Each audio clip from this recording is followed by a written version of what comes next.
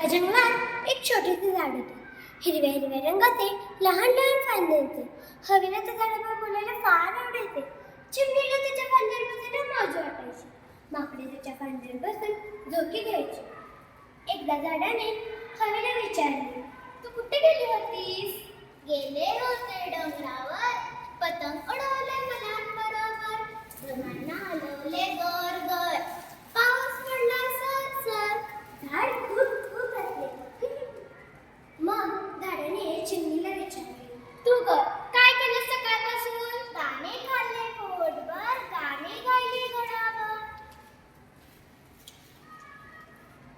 तेवढ्या तिथे माकड आले आणि म्हणाले, आजचा दिवस मजेदार, मिठाई पर्यंत देणार.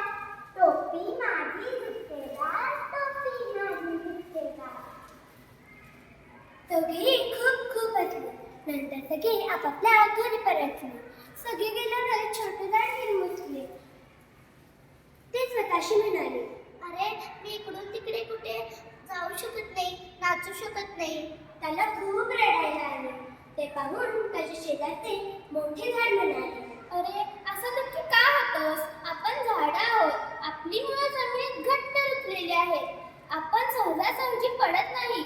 पक्षी आपल्या फांद्यांवर घरटी बांधतात. आपण जर एका जागी थांबलो नाही तर माती पकडून कशी ठेवणार? माती वाहून जाईल ना. माती वाहून गेली तर काय होईल? छोट्या झाडाने कुतूहलाने विचारले, माती नाही तर शेती नाही. शेती नाही तर अन्नधान्य नाही.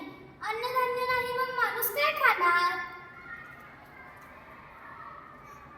अरे हे तर मला कळालेच नव्हते. अरे आपण ढग अडवतो त्यामुळे पाऊस पडतो. सर्वांना पाणी मिळतं. आपल्या पानाफुलांचाही लोकांना उपयोग होतो. मोठ्या झाडाने त्याला समजावून सांगितले. मोठ्या झाडाचे म्हणणे छोट्या झाडाला पटले. छोटे झाड रात्रभर जागत राहिले. केव्हा एकदा सकाळ होईल, माकडे, चिमण्या, पक्षी येतील याची ते वाट पाहू लागले. दुसऱ्या दिवशी झाडला माकड आले, चिमणी आली, हवा आली. सर्वजण आनंदात खेळू लागले.